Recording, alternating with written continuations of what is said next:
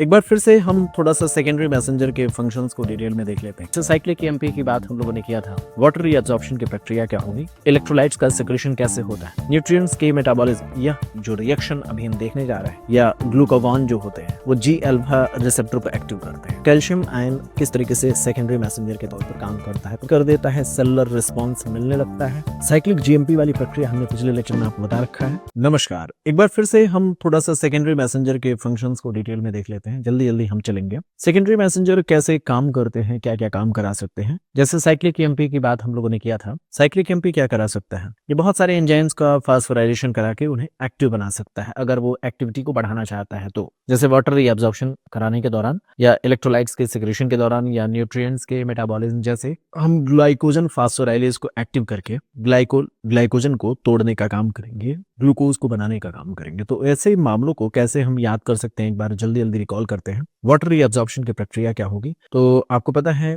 ADH जब आता है V2 रिसेप्टर पर जुड़ता है कलेक्टिंग डक्ट के, तो इसके कारण साइक्लिक ईएमपी बढ़ेगा। पिछले लेक्चर में बात हो चुकी है। एक्वापोरिन 2 चैनल्स यहाँ पर एक्टिव किए जाएंगे, वाटर का रीअब्जॉर्प्शन होगा। तो ये कैसे काम होगा, फास्फोराइलेशन किस तरीके से होता है उन एंजाइम्स का जिसके द्वारा एक्वापोरिन चैनल्स बनाए जाएंगे, उन्हें एक्टिव किया जाएगा, इस पर हम लोगों ने नेफ्रोलॉजी में बात किया है। और यहाँ पर भी आप कल्पना कर सकते हो, उन चैनल्स को बना करके तेजी से यहाँ वाटर का रीअब्जॉर्प्शन शुरू करा दिया जाएगा। नहीं समझ में आ रहा है कोई बात नहीं, हल्का हल्का समझ में आ रहा है, अच्छी बात है।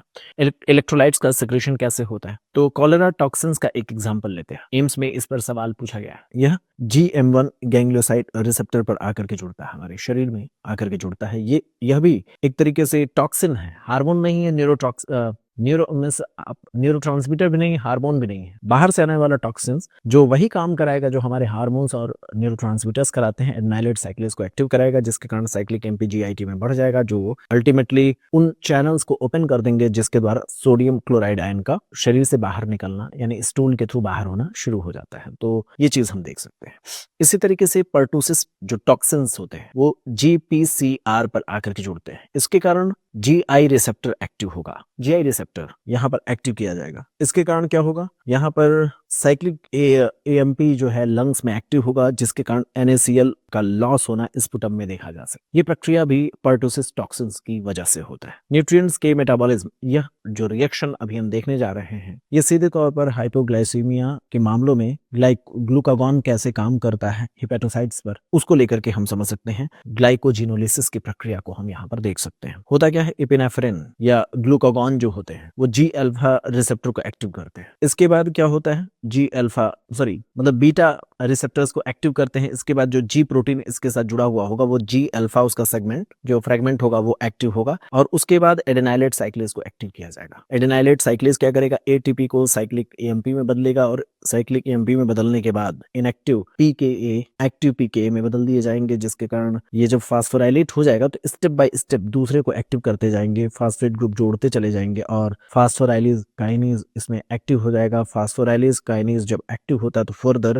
ग्लाइकोजन फास्फोराइलेज को एक्टिव कर देगा, जिसके कारण ग्लाइकोजन ग्लूकोज 1 फास्फेट तक टूट जाएगा। ये प्रोसेस बड़ा मुश्किल सा लग रहा होगा, लेकिन बायोकेमिस्ट्री में जब हम इसको देखेंगे तो बहुत अच्छे से समझ पाएंगे किस तरीके से ग्लाइकोजन को तोड़ने की प्रक्रिया होती है। अभी आपको सिर्फ और सिर्फ ये समझना है, एडेनाइलेट साइक्लेज ने अपने द्वारा कई सारे एक सिक्वेंशियल रिएक्शन को एक्टिव करना शुरू कर दिया, जिसमें फास्फोराइलेशन की प्रक्रिया ने कुछ रिएक्शंस को एक्टिव कर दिया।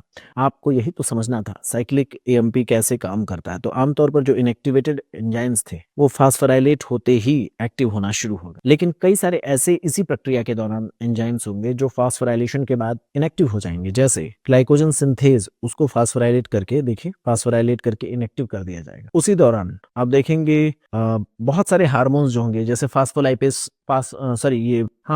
ये जो हमारे बॉडी में हार्मोन सेंसिटिव लाइपेसेस होते हैं उनको फास्फोराइलेट करके एक्टिव कर दिया जाता है। तो बहुत सारे ऐसी प्रक्रियाएं भी होंगी हमारे बॉडी में जिसको हम एक्टिव करते हैं, और बहुत सारे ऐसी प्रक्रिया होंगी जिसको हम फास्फोराइलेट करके रोक देते हैं। एट द सेम टाइम हम एक हार्मोनी बनाने की कोशिश करते हैं। ये पूरी प्रोसेस बायोकेमिस्ट्री का हिस्सा है। अगर आप देखें तो फास्फोराइलेशन के दौरान किस किस चीज को एक्टिव किया जा सकता है, तो आपने देखा ग्लाइकोजन फास्फोराइलेज B काइनेज को हमने एक्टिव किया था, ग्लाइकोजन फास्फोराइलेज को एक्टिव किया था ताकि ग्लाइकोजन टूटे, उस दौरान ग्लाइकोजन सिंथेस को हमने फास्फोराइलेशन के द्वारा इनहिबिट करने की कोशिश की। समझ गए? तो ये एक रिप्रेजेंटेटिव एग्जांपल्स आपको बता सकता है कि फास्फोराइलेशन के दौरान कुछ एंजाइम्स एक्टिव हो गए और कुछ एंजाइम्स को इनहिबिट करने की कोशिश की गई। अब आगे चलते हैं, कैल्शियम आयन किस तरीके से सेकेंडरी मैसेंजर के तौर पर काम करता है। तो मैंने आपको बताया था वो सेकेंडरी मैसेंजर के तौर पर जब काम करता है तो कॉन्ट्रैक्शन या कॉन्स्ट्रक्शन से संबंधित प्रक्रियाओं में इन्वॉल्व हो जाता है। मैंने बताया है कि जब सिग्नल आया, मान लीजिए ये अपने रिसेप्टर पर जुड़ा, कौन सा है, आप M1 की कल्पना कर लें या फिर अल्फा 1 की कल्पना कर लें।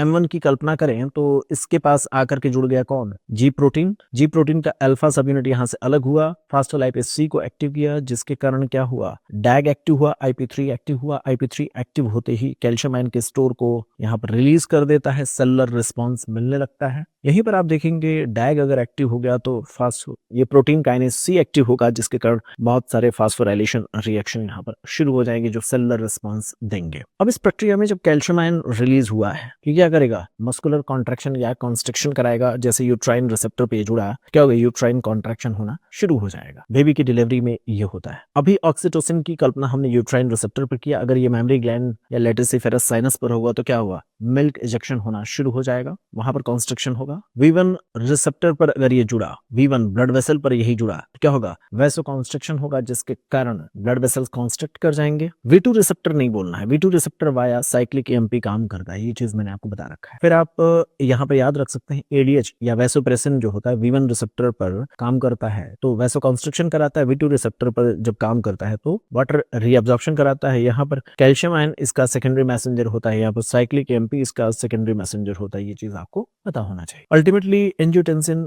2 वाला भी जो होता है और एंजियोटेंसिन 1 वाले जो होंगे वो भी IP3 डैग सिस्टम के थ्रू ही काम करते हैं और ये भी ब्लड प्रेशर को बढ़ाने के लिए इस प्रोसेस की मदद लेते हैं, कैल्शियम को as a secondary messenger use करते हैं। साइक्लिक GMP वाली प्रक्रिया हमने पिछले लेक्चर में आपको बता रखा है, वह भी आपको एम्स में कई बार पूछा गया है। अल्टीमेट मकसद उसका क्या होता है, वैसोडाइलेशन। वहां पर हार्मोनल फंक्शन कौन दर्शाएगा, नाइट्रिक ऑक्साइड, और कौन, नाइट्रोयूरेटिक पेप्टाइड जैसे ANP BNP CNP इसको दर्शाते हैं। इसको हमने पिछले लेक्चर में चूंकि आपसे डिटेल में चर्चा कर ली है तो अब हम उसको डिटेल में यहाँ पर नहीं बात करेंगे, सिक्वेंशियल ऑर्डर में पढ़ते हुए चलेंगे तो ज्यादा बेहतर तरीके से आप